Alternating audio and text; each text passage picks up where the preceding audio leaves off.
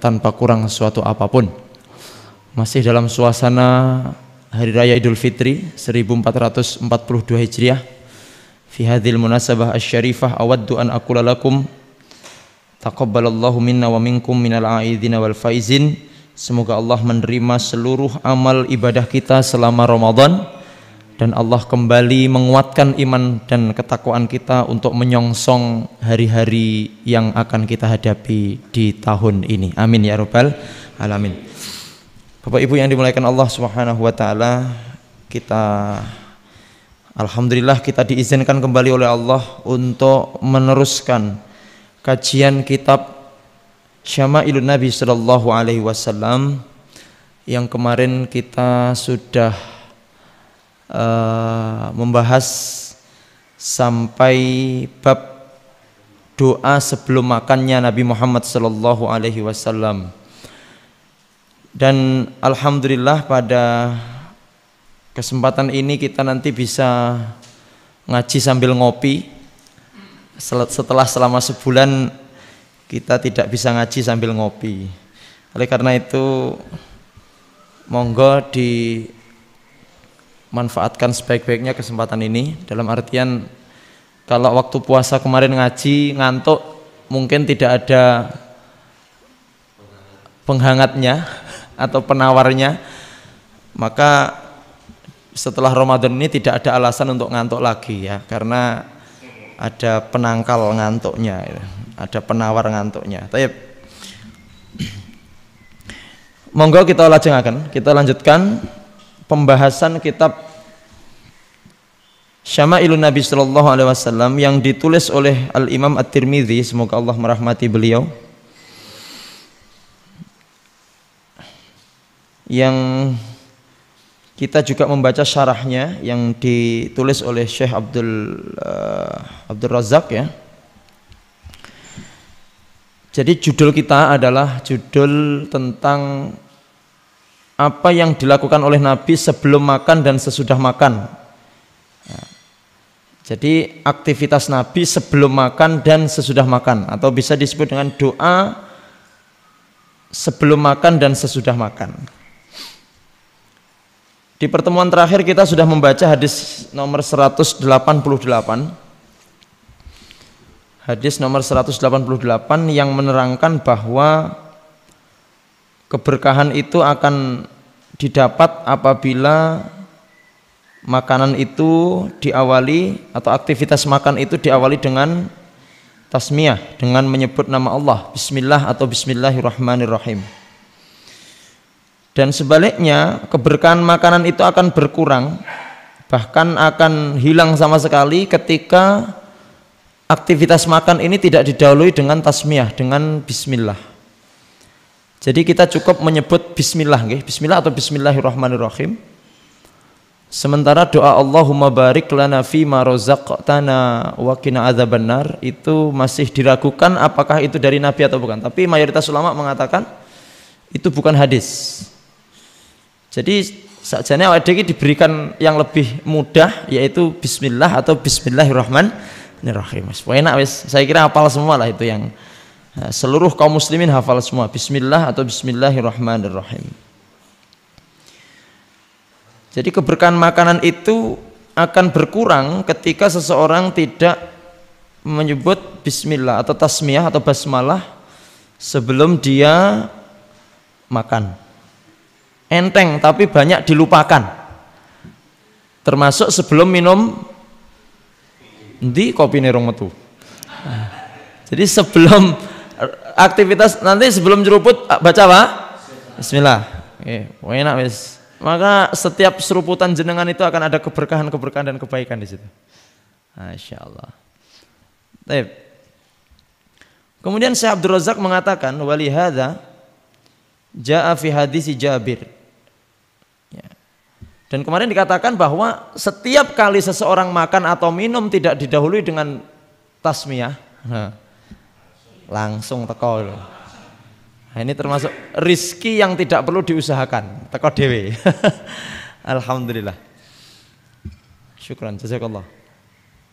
Kemarin juga disampaikan fa'akala ma'ahu syaitan, kata Rasulullah, kalau orang itu makan dan minum tidak didahului dengan bismillah, maka dia itu sebenarnya makan bersamanya setan atau minum bersamanya setan. Coba kita praktekkan nggih Bapak Ibu. Bismillah.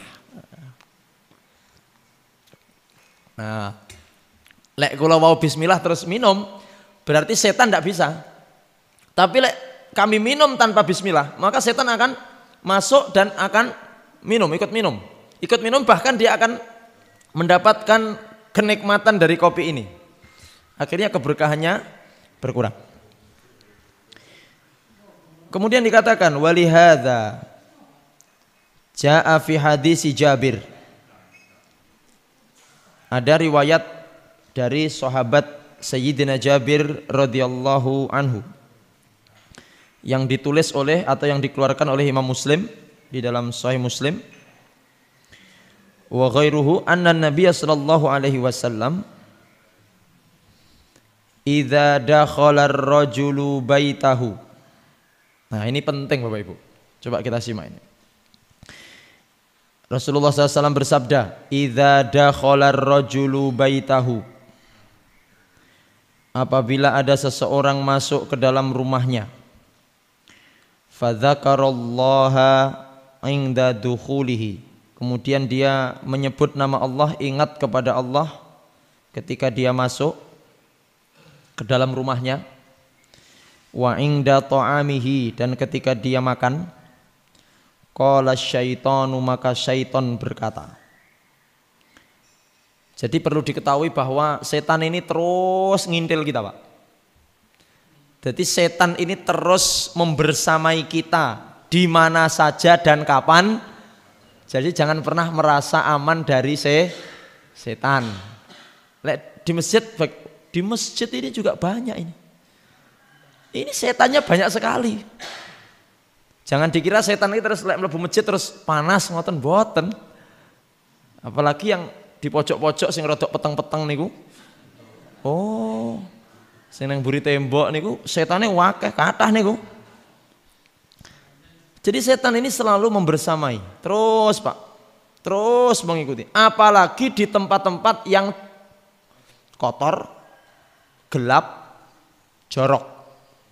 Kamar mandi ini tempatnya, maka jangan lama-lama di kamar mandi karena di situ banyak setan. Bangun terus rawani nyang kamar mandi kon ngeterne. Ingat loh, ini bukan setan ngedeni, itu kan halusinasi yang ada di kakek nonton film horor itu. Berarti di kuburan, iya, karena memang itu tempat gelap. Tapi ngapunten, ini bukan setan ngedeni loh, nggih. Kalau bapak ibu takut lewat di kuburan, itu yang terbayang kan yang di TV-TV itu kan, apa tuh, ndruwo, ya toh, pocong, gitu.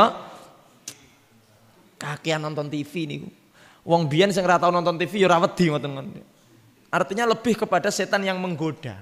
Kalau ada orang terlalu lama di kamar mandi, pantas dicuri. Kok di tempat gelap berdua-duaan, pantas dicuri. Nah, ini setan penggoda maksudnya, nggih. Dan ini perlu kita tanamkan kepada anak-anak kita, Nduk. Yang opo kok sampai yang buritane wedi? Ya, karena terlalu banyak nonton film horor. Nonton suster ngesot, nonton saya ngoten-ngoten niku, nggih.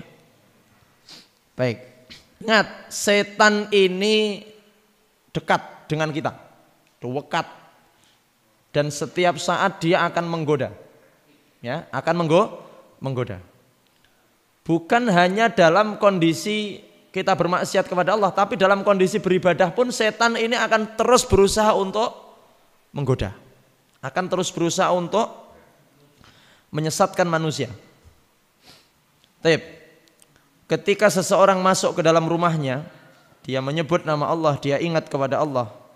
Begitu juga ketika dia makan dan minum, dia ingat kepada Allah, dia menyebut asma Allah.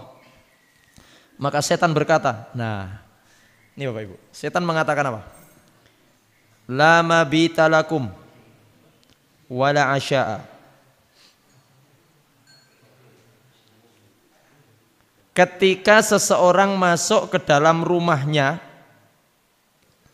menyebut nama Allah, ketika seseorang makan dan minum menyebut nama Allah, maka setan mengatakan la mabita. Malam ini aku tidak akan nginep di sini. Malam ini aku tidak akan nginep di sini. Berarti kalau Bapak Ibu, kalau saya dan panjenengan masuk rumah kok ndak menyebut nama Allah, berarti setan niku nginep neng omahe awake dhewe. Ya. Wau dalu bibar salat Isya masuk rumah menyebut nama Allah napa mboten? Lek mboten, maka setan malam itu nginep di rumah kita. Maka jangan heran kalau ngipine ngipi elek. Karena ketika masuk rumah kita tidak menyebut nama Allah. Makanya ngeten untuk pengingat nggih nyun sewu. Bisa menuliskan di dinding atau di sebelum pintu masuk itu kalimat pengingat, mungkin Bismillahirrahmanirrahim. Atau sebelum masuk ucapkan Bismillah. Loh, niki pengingat, betul masalah. Jadi sebelum kita masuk dikasih tulisan pengingat. Mungkin kalau tidak diingatkan begitu lupa. Mungkin di depan pintu atau ada pengumuman begitu di depan pintu. Sebelum masuk ke dalam rumah baca Bismillah. Maka ketika kita masuk rumah itu dengan mengucapkan Bismillah atau menyebut nama Allah, setan tidak akan bisa ikut masuk ke dalam rumah. Bapak Ibu, kalau kita sering melihat ada suami istri bertengkar di dalam rumah, itu mungkin pas masuk ke dalam rumah, ini penghuni-penghuni ini tidak mengingat atau menyebut nama Allah. Coba mulai hari ini siapa yang baik sengaja maupun lupa tidak pernah menyebut nama Allah, maka Bismillah sejak pulang nanti dari Al-Furqan ini masuk ke dalam rumah baca apa? Bismillah. Baik. Setan mengatakan ketika ada orang masuk ke dalam rumah dengan menyebut nama Allah Bismillah, maka lama bitalam, aku tidak akan bisa masuk ke dalam rumah ini karena engkau telah membentengi rumah ini dengan nama Allah. Nah, bentengi omah ki ora sah nyun sewu nggih. Ora sah ditanduri syarat-syarat sangka wong pinter. Sok-sok kan nggih. Nang poncotan kono dikei syarat yang nggone kiai. Yai, kula nyuwun syarat donga supados omah kula niki ora kena dileboni santet tenung jengges. Ya Allah. Bentengi rumahmu dengan nama Allah. Setiap masuk rumah baca bismillah. Kalau panjenengan membaca surat Al-Baqarah ayat 102 yang panjang itu loh Bapak Ibu, yang menceritakan tentang sihir. Allah berfirman, wa ma hum bidarrina bihi min ahadin illa biiznillah. Tidak ada satupun manusia maupun makhluk Allah yang bisa membahayakan manusia yang lain kecuali dengan izin setan apapun, jengges, tenung, santet, pelet ki ora iso mlebu omah kalau kita bentengi rumah kita. Caranya bagaimana? Setiap masuk rumah baca nama Allah, baca tasmiyah, baca bis. Ora usah bingung-bingung. Moro nyanggone ustad kiai. Kiai niku sakniki kalih dukun ngeten nyun sewu. Saiki masalah dukun ki yo seragame kaya kiai, Pak. Ya keton, ya sok-sok surbanan nggih, jubahan nggih. Nggawe sok-sok nggawe tasbih. Dadi sakniki rada angel bedakne antara dukun kalih akhirnya kiai pewegel iki seragamku di nggih dukun iki terus. Akhirnya sakniki kiai helman. Jadi nyun sewu, sakniki bingung rodoan antara kiai ambek sing ora ambek dukun. Pokoknya lek niteni ngeten mawon. Kok enek wong ngaku kiai, piantun ngaku kiai kok neng kono kok iso nggawe penglaris, iso nggawe pengasian, iso nggawe napa istilah jimat-jimat, berarti niku dukun. Nek kiai biasane mamane apa boleh Pak Ustadz datang ke boleh. Jenengan punya hajat yang mungkin sulit untuk diselesaikan. Ustadz, yai niki anak kula mbarep niki pun 35. Kok dereng wonten penampakan sama sekali. Lho penampakan apa? Nggih niku kula tari kondang rabi kok mboten purun dan sebagainya. Nyuwun didongani sama kiai. Allahumma dongani. Niki napa syaratnya? Ora enek syaratnya. Sing penting sampean sregep tahajud Senin Kemis, ibadah sing sregep, sedekah sing akeh. Jangan lupa, lek enek perawan ditari ya. Aja sampai ra ditari, usaha jodoh didisani. Nggih Yai. Ternyata alhamdulillah kena barokah dongane Mbah Yai sing soleh niku wau. Tidak lama kemudian langsung cethuk jodoh nih Pak. Boleh. Karena doanya orang soleh niku makanya acara nopo mawon, nggih, mantenan, acara nopo syukuran, sing dongane sinten? Apa mungkin acara terakhir doa yang akan dilakukan oleh tukang mendem yang dilaknat Allah? Tidak mungkin kan Pak? Sing dongane tidak mungkin wong sing tukang mendem, wong sing dongane ndak, mesti yang orang paling soleh niku sing dongane. Wong sing paling alim, orang yang paling soleh biasanya kasuwun maos doa. Kenapa? Karena doanya orang soleh niku semakin sedikit kemaksiatan yang dilakukan, maka kemungkinan doa dikabulkan semakin. Tapi semakin banyak kemaksiatan, donga niku tambah adoh. Baik. Jadi bentengi rumah kita dengan zikrullah, zikrullah. Bapak Ibu, walaupun sebenarnya ada doa nggih yang sering kita dengar ya. Doa ketika masuk ke dalam rumah itu, kalau saya baca itu ada di dalam hadis diriwayatkan oleh Imam Muslim nomor 218 itu. Oh, enggak. Diriwayatkan ini. Jadi memang ada sebuah doa yang sering kita dengar ketika kita masuk ke dalam rumah, ketika kita masuk ke dalam rumah. Itu doa yang itu loh, Allahumma inna nas'aluka khairal maulaj wa khairal makhraj dan sebagainya itu.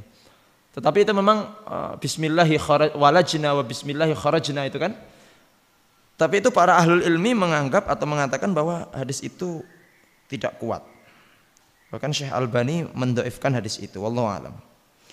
Maka sing paling tidak ada perselisihan ya panggah bismillah niku lah. Enak wis. Jenengan hafal mboten sing niku wau? Allahumma inna nas'aluka khairal maulaj wa marad. Hafal mboten? Mboten. Ya bismillah niku lah sing paling. Nggih, bismillah nggih. Bismillah. Makanya kita bentengi rumah kita dengan setiap kali masuk kita baca bismillah. Masya Allah. Maka setan tidak akan bisa masuk. Setan model apa ae, mulai dari iblis sampai setan yang paling amatir tidak akan bisa masuk. Karena setan mengatakan la mabita lakum, aku tidak bisa masuk. La mabita lakum, aku tidak bisa masuk, aku tidak bisa tinggal di situ dalam waktu yang lama dan tidak bisa masuk dia. Oke. Alhamdulillah. Yang kedua, ketika seseorang masuk ke dalam rumahnya dan ketika masuk ke dalam rumah membaca bismillah dan sebelum makan membaca bismillah. Kalau tadi ketika masuk rumah membaca bismillah setan tidak bisa masuk, termasuk nyon sewu lho, jengges santet niki tahun 2021 niki mulai viral malih sampai muncul Perdunu, Persatuan Dukun Nusantara. Bahkan saya dengar ini tukang santet itu kan mau dikirim ke Palestina untuk jengges wong Israel. Kira-kira cerdas napa mboten nggih Bapak Ibu? Baik. Niki tahun 2021 niki wonten ngoten niku malih, Pak. Di desa-desa, ndak tahu kalau di kota, di desa-desa niki para kiai-kiai niki rodok laris malih dalam artian yang ahli ruqyah itu laris malih. Kenapa? Karena memang sekarang banyak begitu-begitu. Terutama ini Bapak Ibu, jenasab. Sapa sing duwe mbah nguri-nguri jin. Delalah kersane Allah itu kebetulan dulunya mbahnya itu dukun. Duwe ilmu kamu kebal, pokoknya ngingu jin lah, dukun hebat pada masanya. Kemudian mbae mati, dukun kan mati nggih. Nek kiai sedo kan, ngoten nggih. Mati. Jadi akhirnya jinnya kan tidak mati. Loh, sing ngingu jin mati tapi jinnya mboten mati. Ingat loh, jin itu kan nanti kita terangkan lah sedikit nanti angzirni ila yaumi yub'atsun. Setan iki kan jaluk ditangguhne sampai hari kiamat. Sing ngingu mati, jinnya ra mati. Akhirnya jinnya niki karena sudah kontrak apa ya? Ikatan dinas kalih mbae niku wau. Ikatan dinas. Jadi dia tidak akan berpindah ke lain hati. Ini setia banget jin itu, Bu. Jadi Bapak setialah seperti jin ya, Pak. Jadi dia tidak akan pindah ke lain hati. Dia akan cari keturunannya. Anak endi iki sing kira-kira kena tinggi CS-an sing ndi. Lah ternyata anak-anak ini ku tiang-tiang soleh sedaya, ahli ngaji, ahli. Wis iki gak enak iki sing pas gak ono iki. Akhirnya tebo putune, Pak.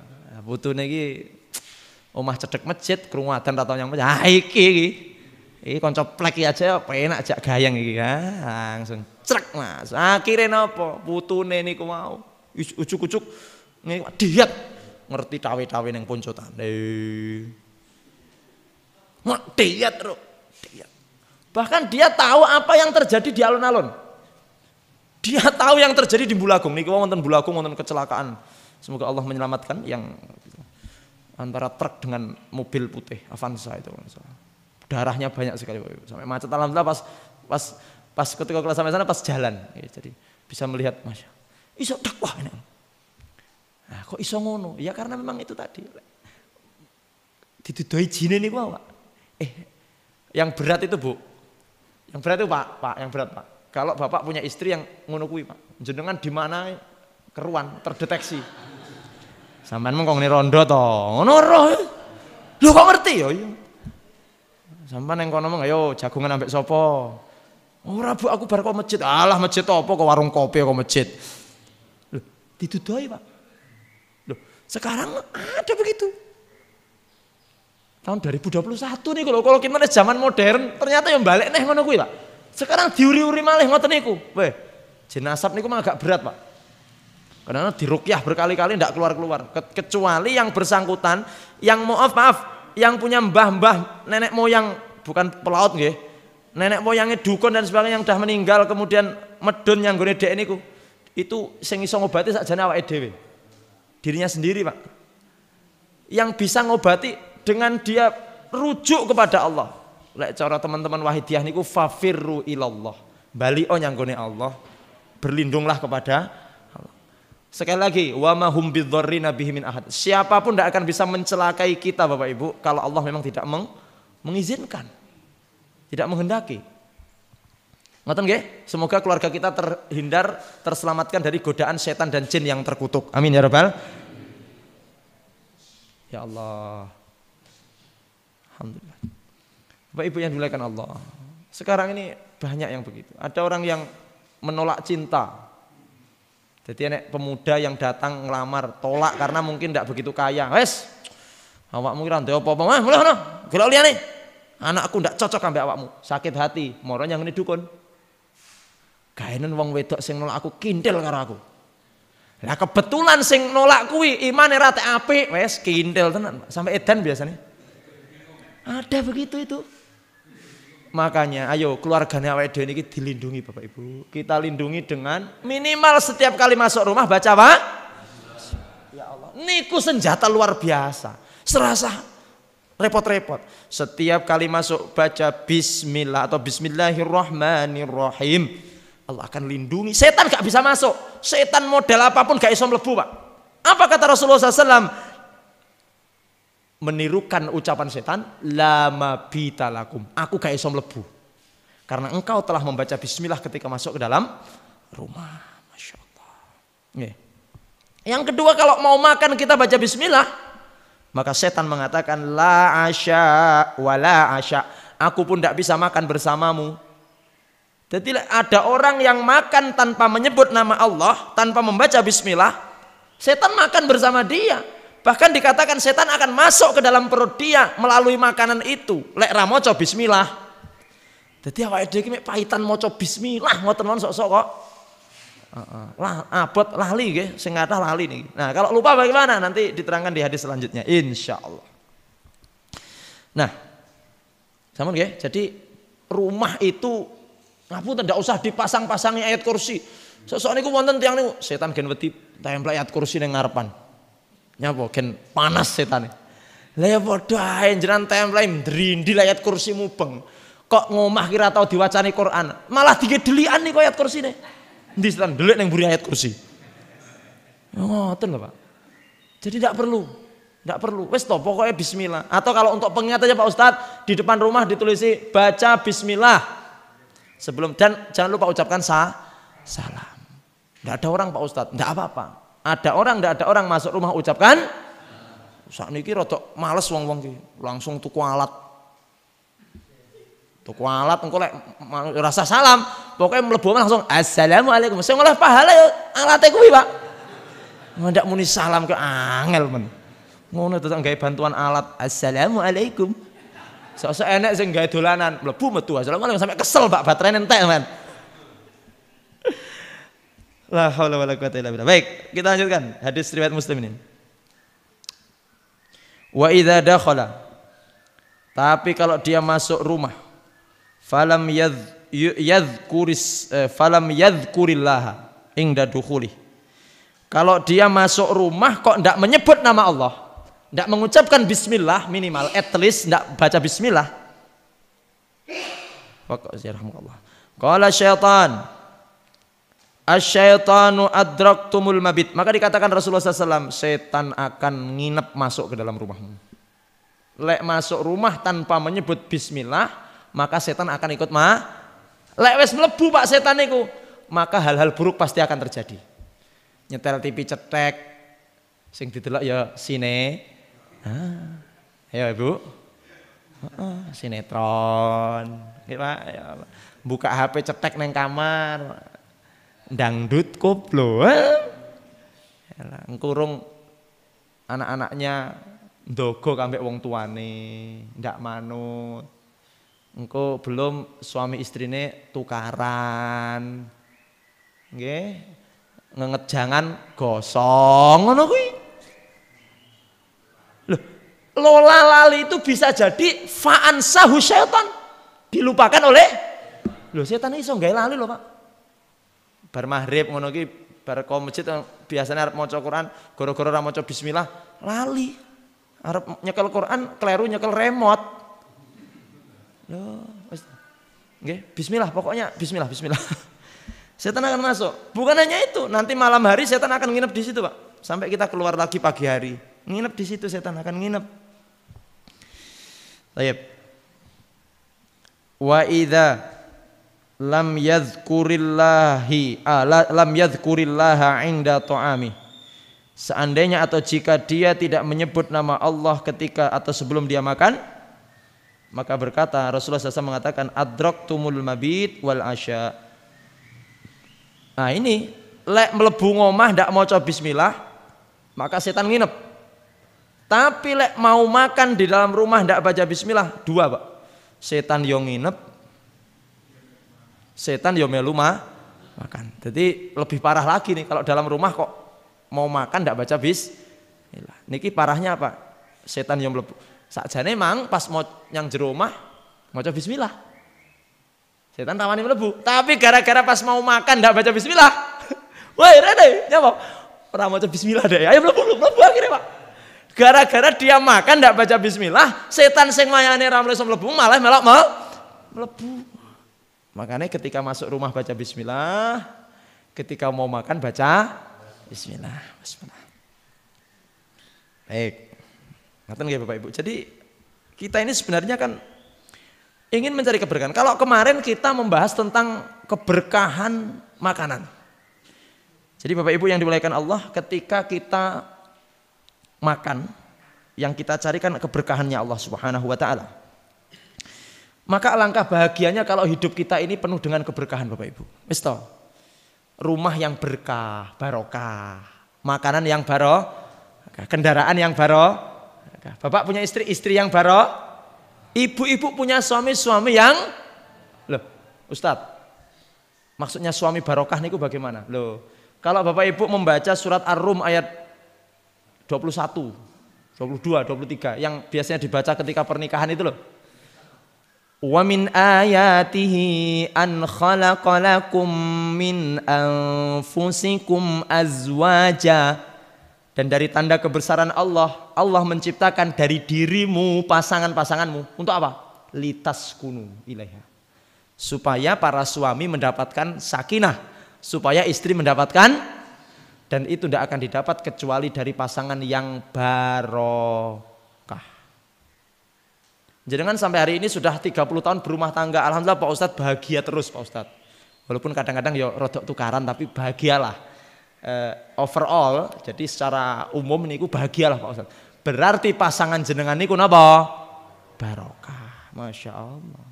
Punya rumah, omae api, lantai 2, ada liftnya, semuanya terpenuhi, ada mewah, bahagia. Berarti rumahnya, punya rumah tidak begitu bagus Pak Ustadz, ukurannya hanya 3x4 Pak Ustadz.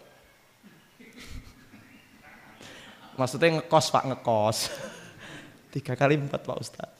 Tapi alhamdulillah Pak Ustadz, saya dengan istri itu bahagia, tidak pernah tukaran, ayam tentrem Pak Ustadz. Alhamdulillah. Oh berarti niku barokah. Hati-hati loh. Belum tentu kemewahan, kekayaan itu membahagiakan. Karena mungkin tidak barokah. Bapak-bapak punya istri, maaf, tidak begitu cantik, tapi jenengan sakinah mawaddah warahmah. Berarti istri jenengan apa, Pak? Ada orang punya istri cantik, tapi bendino mek senam jantung ya Pak. Ben metu becek dilirik karo sing terima tamu. Diingetne karena saking ayune. Akhirnya jenengan cemburu teko omah tukaran. Mbok yo lek maca rasa ayu-ayu. Lah piye lho Mas wis kadung ayu tre. Wis tukaran ae. Muacake ra karu-karuan, metu yo ra izin. Wis pokoke ndak iso diatasi. Wis ngoten niku mboten barokah. Punya kendaraan mewah, ora usah disetir niku menggok dhewe. Ngerem dhewe Pak, arep nabrak wong ki miber mobilnya. Tapi ki neng ati ndak panggah ndak nyaman, berarti niku mboten barokah. Wis to urip ki sing penting masih sugih tapi barokah. Lah ya piye? Donga ya sing apik ya Pak. Nah, coba hati-hati. Bapak Ibu yang dimuliakan Allah. Hal-hal yang kemudian mendatangkan keberkahan kepada kita. Ini secara umum. Kalau kemarin makanan nggih? Kalau kemarin makanan. Sekarang apa saja Pak Ustadz yang akan bisa mencabut, menghilangkan keberkahan dalam kehidupan kita? Bapak Ibu, kita agak meluas dikit. Kalau kemarin makanan, maka beberapa hal ini yang akan bisa Allah cabut keberkahan dalam kehidupan kita. Uripe dhewe ki ndak bakal bahagia. Sugih ketoke tapi ndak bahagia. Punya istri cantik ketoke tapi ndak bahagia. Ibu juga begitu, punya suami, punya jabatan tinggi, eselon 5,5. Tapi tidak bahagia. Berarti nggak barokai. Allah akan mencabut keberkahan di dalam kehidupan karena beberapa sebab. Yang pertama, kasratul ma'asi. Allah akan mencabut keberkahan di dalam kehidupan seseorang kalau dia banyak berbuat hati-hati loh. Ketika seseorang itu banyak berbuat maksiat, Allah akan cabut keberkahannya. Ustadz, tetangga saya itu Pak Ustadz, sholat juga enggak. Pokoknya hidupnya jelek banget Pak Ustadz. Wes pokoknya ini ku manusia durjana nih Pak Ustadz. Tapi kok bondone tambah oke Pak Ustadz. Ingat loh, itu bukan keberkahan loh. Banyaknya harta bukan berarti Ingat, kalau ada orang kebanyakan maksiat, tapi kok uripe tambah penak. Niku dening Allah dilulu, diistidrot, dijebakan kayak jebakan Batman. Engko lek wis rumangsa dhek wis rumangsa dhuwur, wis rumangsa duwe apa-apa, engko nyang Allah diceblokne. Sehat, nggih. Gayane gonta-ganti pasangan sehat. Endi lho jereke kena raja singa sipilis, kena HIV. Mana saya seminggu 7 kali ganti pasangan. Naudzubillah min dzalik. Sehat panggan. Nah, akhirnya hari ke-8. Oh, periksa ke dokter kulit dan kelamin. Wah, bapak kena raja kera ini Pak. Iya, hati-hati. Ya Allah. Duwe bisnis maju omset sekian ratus juta per bulan, sekian miliar per bulan, melecing ra gelem sedekah, salate ya ora gelem. Hati-hati. Hati-hati hatta idza farihu bima utu. Surat Al-An'am 44. Rumangsa duwe apa-apa, rumangsa kilo aku. Maka Allah akan fa'akhadnahum baghtatan, diambil secara spontan, cek ditarik. Fa idzahum mublisun. Maka dia seperti orang yang berputus asa, wis ra duwe harapan. Wis nyeblok ngoten niku wis selesai. Hati-hati. Banyak maksiat itu bisa mencabut rezeki, apa mencabut barokah. Sebagai seorang suami, ya Allah, diberi istri yang solehah, manut lah kok sik ngelirak-ngelirik rondo, Pak. Hati-hati, Allah akan cabut keberkahan istri. Saestu. Punya istri, ya Allah, istrinya ya ndak jelek-jelek amat. Ya manut, dikon nyapa-nyapa ya manut. Lah kok sik pengen golek eneh. Ngono ki berarti ndak walaupun dalam Islam boleh boleh apa ndak, Pak? Bu, boleh ndak poligami, Bu? Kalau tidak ada alasan jenengan poligami, maaf, istrinya sehat, istrinya bisa memberi keturunan, terus kemudian tidak ada masalah yang berarti dalam rumah tangga, kok sik nyon sewu poligami. Saya sebenarnya tidak pro kepada yang melarang poligami, tidak, tapi coba dilihatlah bagaimana setelah Anda poligami itu seperti apa nanti. Ingat, dalam Islam itu ada namanya syaddud dzari'ah. Boleh sesuatu dilakukan, tapi lek marai dadekne kesroh, lebih baik tidak di. Makanya Pak, aman niku lek poligami kalau yang milihkan Mas Rene Mas. Napa, Dek? Mau nambah enggak, Mas? Mas iya tak pilih no. Tak pilih ya, engko tak golekne sing ayu sing sik perawan. Mau enggak, Mas? Ora usah, Dek. Wah, dotheke ngono. Padahal yang atine alhamdulillah. Baru kalau seperti itu monggo. Tapi saja sebelum jenengan poligami sudah ada tanda-tanda yang tidak enak, sudah urungkan niat Anda. Wes satu itu diuri-uri, nggih. Diramut sing apik, nggih, Pak. Wes. Insyaallah niku mangke sedunia sesurga kali panjenengan. Siapa yang bersabar dengan istrinya mungkin sekarang sudah tua, sudah tidak menarik, sudah tidak cantik.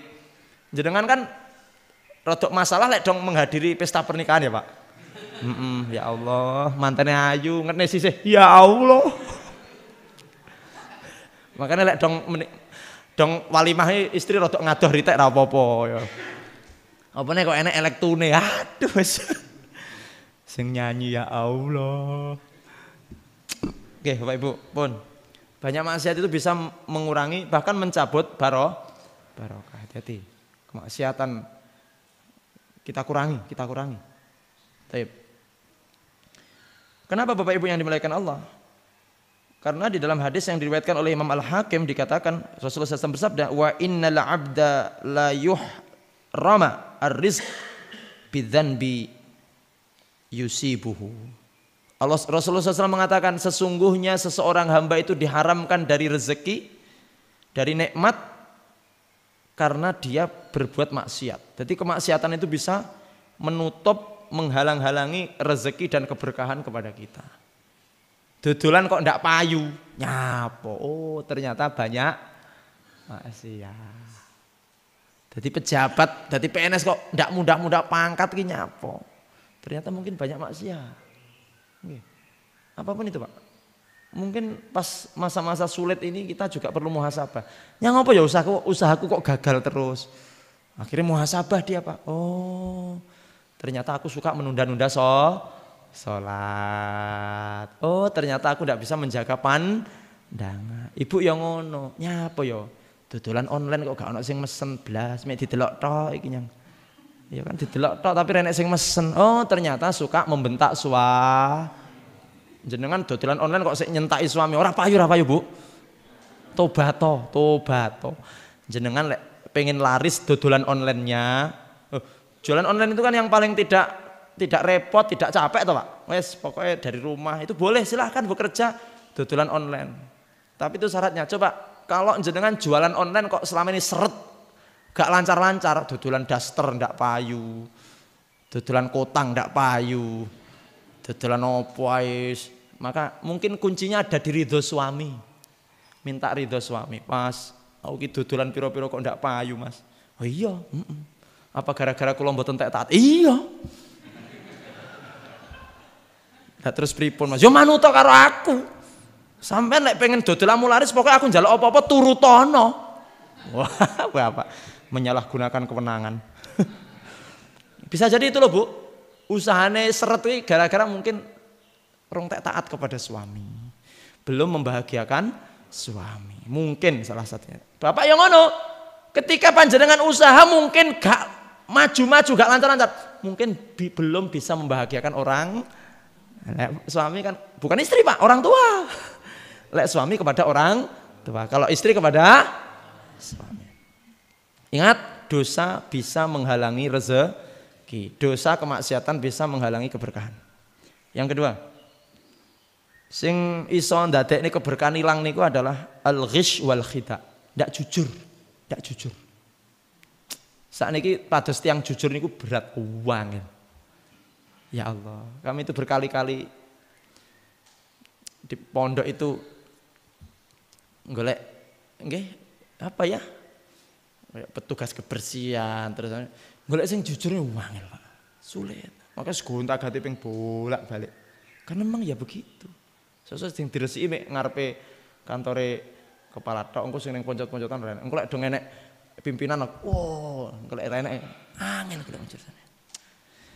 Pados tiyang jujur. Bisnis ngoten niku golek partner sing jujur ya angel. Kula ki wonten kanca, Pak. Bisnis trowelu. Sak kandang. Akhirnya bangkrut gara-gara trowelu dijimuk duitnya ndak teko, Pak. Sulit sekarang mencari orang jujur. Makanya oke, kita dapat banyak karena ndak jujur. Kita kaya karena ndak jujur. Tapi ingat, kekayaan yang kita dapat dari ketidakjujuran itu tidak ndak bakal mendatangkan keberkahan. Jadi usahakan selalu jujur dalam setiap muamalah para rawuh. Ketika orang sudah ndak percaya dengan kita maka sulit sekali untuk mengembalikan itu. Kok ada pisan ndak jujur kambek uang, wis to, angel banget untuk mengembalikan kepercayaan orang kepada kita. Apalagi kita di dunia bisnis, di dunia perniagaan, ndak jujur, ndak amanah, selesai, Pak. Ya. Kemudian kita lanjut. Yang ketiga, ya, termasuk yang menghilangkan keberkahan itu adalah at-ta'amulu birriba, bertransaksi riba. Hati-hati, orang-orang Yahudi itulah yang menciptakan peribaan itu. Orang-orang Yahudi itu loh. Jadi kalau saya minjam 1.000 nanti balik 5.000. Jadi begini, kalau zaman Yahudi, zaman dulu itu, zaman jahiliyah itu, pinjam 1.000 dikasih waktu 1 bulan. Kok 1 bulan tidak bisa mengembalikan, maka nanti nambah sehari nambah 1.000, nambah 1.000, nambah 1.000, nambah 1.000, terus begitu, Pak. Rentenir. Naudzubillah min dzalik. Kalau Anda mau meminjamkan uang terus uang itu bertambah, maka bukan pinjaman namanya. Maka nanti disebut dengan mudharabah atau bagi. Cara Jawane ada iki memodali orang. Aku ki ora nyili dhuwit sampean, tapi dhuwit iki kelolanen, nggenen modal. Engko lek enek batine aku ngeono, sementara uangku utuh di kamu. Uang saya utuh, 100.000 utuh, tapi saya setiap bulan nanti dapat bagian karena dari usahamu. Ngoten mboten sah nyetak sili engko balekno punjelono 5.000 ya kuwi riba. Nggih. Artinya apa? Artinya memang mudharabah. Itu solusinya mudharabah itu. Atau kita ikut bermusyarakah, Pak. Nanam saham, pokoknya ngedekne toko bareng-bareng, aku duwe sakmene engko dapat sisa hasil usaha sakmene, dapat pembagian sakmene. Boleh. Yang penting itu dalam usaha apa? Usaha jual beli dan sebagainya, tapi bukan usaha simpan pinjam. Usaha simpan pinjam dipertanyakan itu, pembagian hasilnya itu dipertanyakan. Tapi kalau dari aktivitas niaga baik antarodin itu boleh. Oke, kemudian yang keempat, sudah 3 aja, Pak, jangan banyak-banyak ya. Engkau berat engkau banyak-banyak. Jadi yang menghilangkan keberkahan dalam kehidupan kita itu satu, banyak kemaksiatan, yang kedua adalah tidak jujur, yang ketiga adalah bertransaksi riba. Nah, bagaimana kemudian kita bisa mengembalikan keberkahan itu, Ustadz? Kula pun kadung lakoni 3 perkara sing kula lampahi ini yang bisa mencabut keberkahan itu ya, Ustadz. Bagaimana agar kami bisa mendapatkan keberkahan itu lagi, Pak Ustadz? Wa amma asbabu ar-ruju' ilal barakah. Bagaimana kita bisa mendapatkan keberkahan dalam kehidupan kita? Maka yang pertama adalah ayat taqiyal mujtama al-muslim rabbahu wa yu'min bihi ala ma aradallahu bi lahu wa arada lahu rasuluh. Baik Bapak Ibu, agar keberkahan itu datang kepada kita dalam setiap kehidupan kita, dalam setiap lini kehidupan kita, sektor, dalam semua aktivitas kita, maka yang pertama ayat taqiyal mujtama al-muslim rabbah. Jadi masyarakatku itu bertakwa kepada Allah, bukan individu loh, masyarakat. Tidak cukup individu tapi makanya ngaji, alhamdulillah ngaji. Jadi masyarakatnya takwa, bukan individu Pak.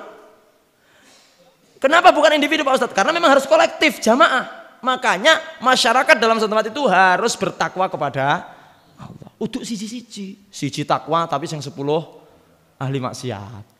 Itu tidak akan mendatangkan keberkahan. Satu tempat itu tidak akan diberkahi Allah lek sing takwa ki mek didik.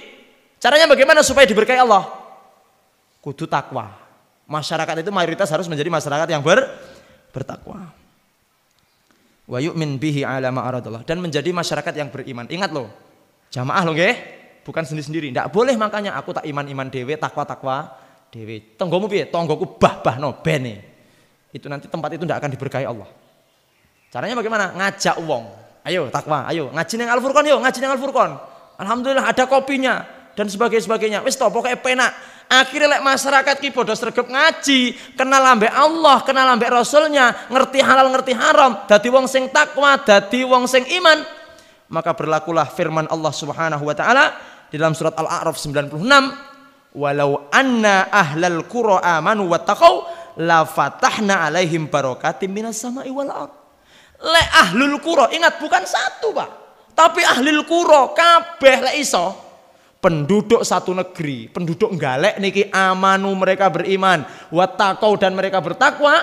Ingat loh, satu atau banyak? Banyak. Individu atau jamaah? Jamaah. Syaratnya keberkahan Allah turun itu kalau jamaah satu negeri itu bertakwa, beriman. Tapi lek mek wong siji tok sing iman takwa, ndak akan turun, Pak.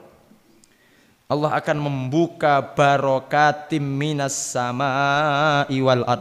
Allah akan buka di dalam sebuah perusahaan juga gitu. Nenggone tempat pekerjaan. Ustadz, saya punya perusahaan, saya punya grup, saya punya ini. Kalau Anda mau perusahaan mungkin diberkahi Allah, jenengan pimpinan sak karyawan mu kudu bertakwa kepada Allah. Kadang-kadang wonten pimpinan takwa dhewe, jamaah apa karyawane gak so. Contoh duwe perusahaan terop. Sing duwe terop beriman dan bertakwa, tapi sing masang terop ndak salat. Dilukne bangkrut Pak ngono ki Pak. Ya seliyane lah coba ngate terop. Apa neh ya? Wes pokoke kula niki duwe, alhamdulillah Bapak Ibu. Termasuk jamaah kita yang selalu setia mengikuti kajian ini. Namanya tidak usah sebut nama. Punya perusahaan kubah, namanya Samjaya Kubah. Promosi. Di Wonoanti Gandusari sana, Masya Allah. Ustadz, gimana caranya Ustadz biar, semoga beliau juga menonton pagi hari ini. Gimana Ustadz, ini persaingan kubah ini semakin semakin berat, kuat, ketat. Nah, nggih ngeten carane. Jenengan jangan hanya takwa sendiri, jangan hanya iman sendiri. Terus yon jenengan, keluarga jenengan, sak karyawan jenengan kudu dadi wong iman lan takwa. Maka Allah akan buka keberkahan dari langit dan bumi kepada usaha jenengan. Alhamdulillah. Saat ini ben sasi awal bulan itu mesti ngaji Pak. Yang ngono ki karo golekne gayane ustate barang ngono kuwi. Oh gitu. Iya. Alhamdulillah kita mulai sudah. Setiap awal bulan, dan banyak juga Bapak Ibu klinik-klinik, ya tempat-tempat anu itu yang karena ingin usahane barokah niku kudu gelem ngaji. Kudu gelem mengenal agama. Jangan soleh sendiri, jangan takwa sendiri. Yo pimpinane yo iman lan takwa, karyawane kabeh yo kudu iman lan takwa. Begitu. Insya Allah barokah. Usaha itu tidak akan bangkrut insya Allah. Karena di situ nanti kita mengenal Allah, di situ kita tahu bagaimana cara berbagi, bagaimana kita cara untuk memberikan kemanfaatan bagi orang lain. Alhamdulillah punya ambulan. Ambulan itu gratis Pak. Jenengan kalau tidak punya kendaraan, ya yang penting jarak 100 meter lagi. 100 kilo kok pengen teng Kediri, teng rumah sakit Kediri atau rumah Malang mungkin masih terjangkau. Jenengan ndak punya kendaraan, pengen kendaraan gratis ambulan, bisa langsung hubungi teman kita di Samjaya Kubah itu. Punya ambulan gratis. Luar biasa.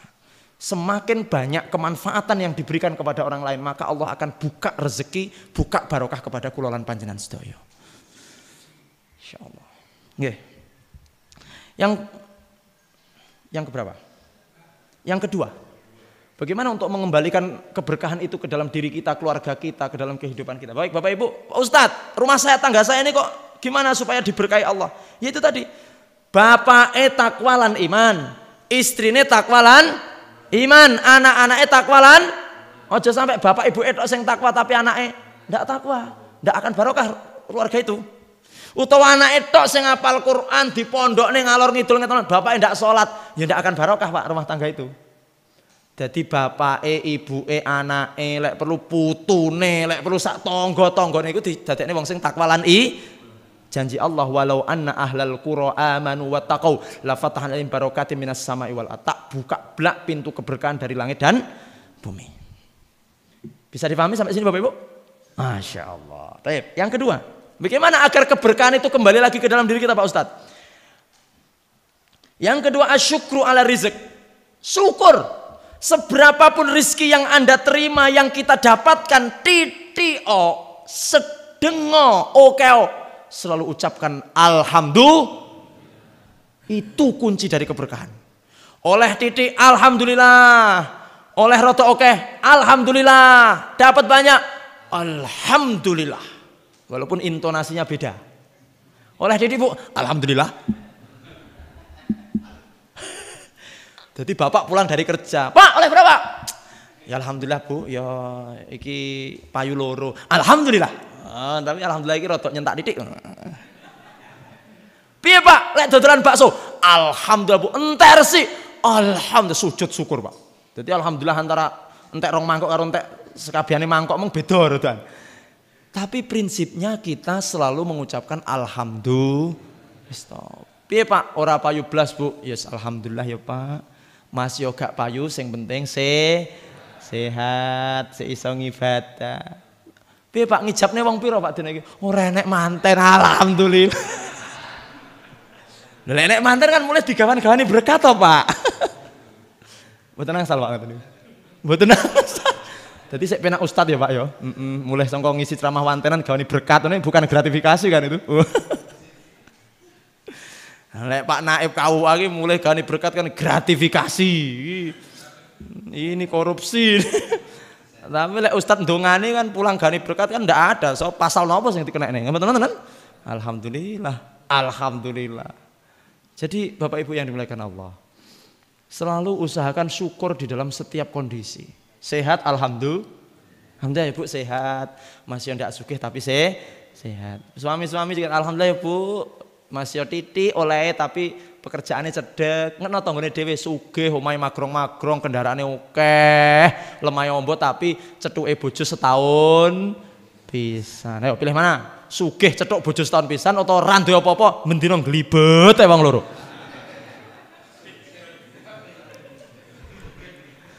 Oh, mendina ya sisi waleh Pak Ustaz. Syukuri, termasuk nikmat Allah itu ketika bapak-bapak punya pekerjaan dekat dari rumah. Wa amaluhu qaribun min baitihi kata Rasulullah. Pekerjaan jenengan itu dekat dari rumah. Setiap hari bisa pulang, bisa cetok anak, bisa cetok istri, alhamdulillah. Luar biasa. Pekerjaan jauh, pulang setahun sekali, 2 tahun sekali. Pernah corona ra iso mulih, 2 tahun rong mulih. 3 tahun ndak pulang-pulang. Jadi Bang Toyib akhirnya. Karena tidak pulang-pulang itu. Bersyukur Bu, suami yang masih nyun sewu, penghasilan tidak seberapa tapi setiap hari bisa kumpul dengan itu, nikmat yang luar biasa. Terus, poneh iki. Pon niku mawon. Ini. Yang ketiga. Oh, yang ketiga yang belum adalah al-qasdu wa adamul israf. Hati-hati. Jangan pernah memubadzirkan rezeki Allah. Ini penting. Bapak Ibu, biasanya orang yang sudah kaya, wis duwe duit, Kuwi gampang ngetokne duit untuk hal-hal yang tidak bermanfaat. Contoh, tinggi pesta ulang tahun. Entek piro? Entek 200 juta. Nggih apa? Nggih tamasan. Entek piro? Entek 500 juta. Nggih apa? Nggih modifikasi mobil. Wong mobil wis penak-penak api diceper gesrek-gesrek lemah lho, Pak. Matur mandut. Astagfirullah. Kurang gayan, kurang. Mbok yo duit nggih ngono ki mbok dilebokne dingene NDO lho aman. Ya Allah, tinggi nyumbang pondok MBS ya aman insyaallah. Nggih sesuatu yang tidak manfaat. Pager wis cecek api kok. Dikai pitik jago Nggih opo? Nggih estetika kok kaya Allah keindahan opo? Malah malaikat wedi ngono ki malah. Sudahlah. Kadang-kadang kita ini kalau sudah punya itu perkara sing ra penting-penting iki anu dilakoni nggih. Ibu-ibu ya duwe kudung api-api sik tukone cengker ning dhuwur ngene. Alah ya Allah, ya Allah. Israf, adamul israf, adamul israf. Allah tidak akan menurunkan keberkahan kepada kita kalau kita israf. Israf niku berlebihan bisa mengeluarkan uang untuk sesuatu yang tidak manfaat.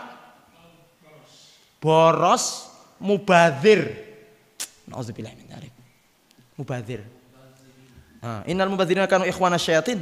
Orang-orang mubadzir itu temannya setan. Terus yang terakhir bagaimana kita mengembalikan keberkahan Allah itu dengan banyak beribadah kepada Allah. Kita tingkatkan ibadah kita kepada Allah Subhanahu wa taala, maka itulah kemudian yang akan mengembalikan keberkahan Allah ke dalam diri dan kehidupan kita, keluarga kita dan sebagainya. Ya, Bapak Ibu yang dimuliakan Allah Subhanahu wa taala. Jadi urip ki sing penting berkah, barokah. Kalau hidup sudah berkah, maka apapun itu akan terasa nikmat dan lezat, Bapak Ibu. Ya. Akan terasa nikmat, akan terasa lezat, tidak ada lagi kesusahan dalam kehidupan kita. Nah, oleh karena itu Bapak Ibu yang dimuliakan Allah, tambahan yang kita tambahkan, kita sisipkan dalam pembahasan Syama'il ini adalah bagaimana supaya kita mendapatkan keberkahan dalam kehidupan kita. Baik, kita lanjut, masih ada waktu 5 menit di depan kita Bapak Ibu yang dimuliakan Allah. Sebelum kita tutup, kita baca keterangannya. Wa hadza mimma yu'akkidu ayyahrusa aw ayyahrisal muslim ala dzikri ismullah. Dan ini adalah menandakan bahwa kita ini ditekankan atau diperintahkan untuk selalu untuk menyebut nama Allah Subhanahu wa taala. Diperintahkan untuk selalu ingat-ingat minimal membaca bismillah atau basmalah. Ya. Menyebut nama Allah Subhanahu wa taala, mengingat Allah Subhanahu wa taala. Terutama satu ala ta'amihi, ketika makan atau sebelum makan. Yang kedua ala syarabihi, sebelum minum jangan lupa untuk membaca basmalah. Niki wau sampun bismillah napa dereng? Alhamdulillah. Wa inda dukhuli li baitihi, dan sebelum masuk rumah. Alasannya apa? Hatta la yusyarikuhu syaitan, sehingga setan tidak join, tidak masuk, tidak bersama-sama panjenengan di dalam 3 aktivitas ini: makan, minum, masuk rumah. Wa qad ya'ti syaitanu bi syahsin yulhihi liyadha yadahu fit ta'am duna dzikrismillah litahsulalahu al-musyarakah. Nah, kadang-kadang setan itu nemplek di tangan. Bapak Ibu, setan itu kadang-kadang nemplek di tangan. Nemplek neng tangan. Nemplek neng tangannya sinten? Setan itu nemplek di tangan. Nah, ini di hadis riwayat Muslim ini dikatakan dari Hudzaifah al-Yamani radhiyallahu taala anhu. Kunna idza hadarna ma'ana, ini hadis Rasulullah. Kunna idza hadarna ma'an Nabi sallallahu alaihi wasallam ta'aman. Suatu ketika kami datang bersama Nabi SAW untuk dalam satu jamuan makan. Lam nadha aydiyana hatta yabda Rasulullah fayadha yadahu. Kami tidak berani menyentuh makanan sebelum Rasulullah menyentuh makanan. Masya Allah. Adape wong Jawa ini ternyata sudah ada pada zaman Nabi, Pak. Kalau di Jawa ini kan biasanya mempersilahkan yang lebih sepuh, yang paling alim. Monggo jenengan rumiyin. Monggo Pak, monggo. Dan biasanya orang-orang di situ tidak berani menyentuh makanan sebelum orang yang dituakan atau orang yang dianggap alim itu menyentuh. Jawa banget. Ternyata ini adab ini sudah ada pada zaman Nabi. Kami kata para sahabat, kami tidak berani menaruh tangan kami di atas makanan sebelum Rasulullah menyentuhkan asta beliau yang mulia sallallahu alaihi wasallam di atas makanan. Anak-anak juga begitu. Putra-putri jenengan di meja makan, ngoten niku berani nyidok lebih dulu jenengan atau tidak berani Bapak Ibu? Berarti perlu ngajeni niki. Anak-anak yang tahu adab, tahu sunnah, maka dia tidak akan berani menyentuh makanan itu sebelum kedua orang tuanya. Masya Allah. Faja'at jariyatun, datanglah. Ada yang mengatakan anak perempuan kecil, ada yang mengatakan budak perempuan, tapi anak perempuan ini kecil. Ya.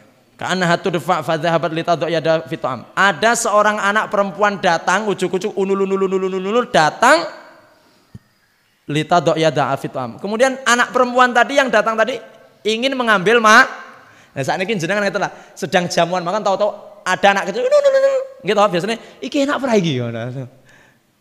Maka sebelum ketika anak perempuan itu menyentuh makanan itu, fa akhadha Rasulullah biyadiha. Rasulullah memegang tangannya kemudian ditahan. Bukan apa-apa, ditahan, Pak. Kemudian datang lagi Arabi, seorang Badui datang kepada makanan itu, yudfa fa akhadha biyadihi. Dia juga ingin menyentuh makanan sama Rasul, ditahan, dipegang terus ditahan. Faqala Rasulullah SAW, maka Rasulullah bersabda sambil memegang tangan anak-anak tadi atau orang Badui tadi, inna syaitana yastahilu ta'am alla yuzkar rasmullahi alaih. Sesungguhnya setan itu ikut andil membersamai kalian atau nemplek di tanganmu ketika kamu mengambil makanan tanpa menyebut nama. Wau jenengan sak derenge nyepeng gelas wau bismillah napa mboten?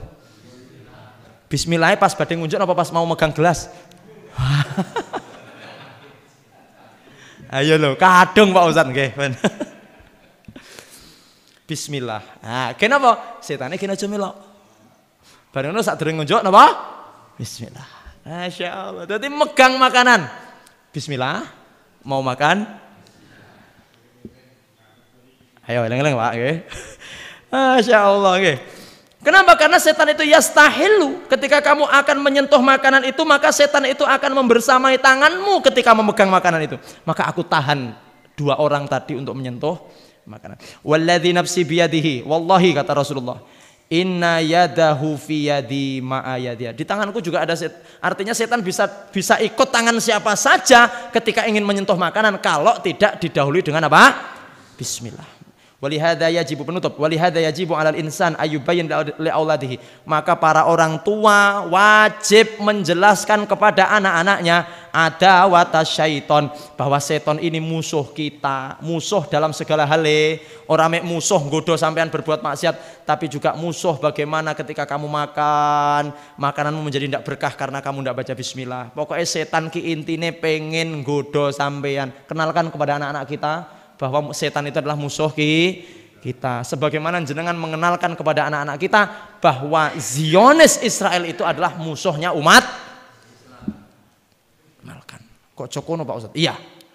Insya Allah besok kita akan ngaji di Badas Kediri dan kita akan membahas tentang masalah Bani Israel dan umat Islam di Palestina. Insya Allah kita baca sejarahnya, nanti kita bahas sejarahnya kenapa Bani Israel kok musuhi umat Islam dan sebagainya, nanti kita bahas pelan-pelan. Insya Allah di besok di Ahad pagi jam 6 waktu Indonesia Barat. Insya Allah. Bapak Ibu yang dimuliakan Allah Subhanahu Wa Taala dan seluruh pemirsa Narasi Dakwah, sudah jam 6. Dan ini sudah ada beberapa instansi yang sudah masuk dan sebagainya, sekolah-sekolah masuk. Oleh karena itu kami cukupkan kajian pada kesempatan pagi hari ini, semoga bermanfaat. Dan kami ingatkan sekali lagi kepada panjenengan, terutama tetangga-tetangga masjid, kepada seluruh jamaah yang hadir. Kalau kemarin di bulan Ramadan kita bisa semangat memakmurkan masjid, maka monggo setelah Ramadan ini kita juga menjaga istiqomah itu. Ojo sampai wingi masjid tebek terus bar poso iki terus. Insya Allah Al-Furqan boten dan masjid-masjid yang lain juga tidak seperti insya Allah. Kalau pas poso sregep terus bar poso ora sregep berarti gagal poso nih. Gagal. Nggih, ngoten mugi-mugi Allah paring istiqomah, Allah memberikan kekuatan kepada kita sehingga kita betul-betul menjadi orang-orang yang selalu diberikan kekuatan oleh Allah untuk berbuat baik, istiqomah fid dunya hatal akhirah. Amin ya rabbal alamin. Baik Bapak Ibu, saya kira itu yang bisa kami sampaikan. Semoga selalu diberikan sehat dan insyaallah kita dipertemukan lagi di kesempatan yang akan datang dengan izin Allah, dan mugi-mugi panjenengan semuanya pinaringan kebahagiaan fid dunya wal akhirah. Amin ya rabbal alamin. Subhanakallah bihamdik asyhadu an la ilaha illa anta astaghfiruka wa atubu ilaik. Wassallallahu ala Muhammadin nabil ummi wa ala alihi washabbihi wasallam wa akhiru da'wana anil hamdulillahi rabbil alamin. Mohon maaf atas segala kesalahan. Billahi taufik wal hidayah. Wassalamualaikum warahmatullahi wabarakatuh.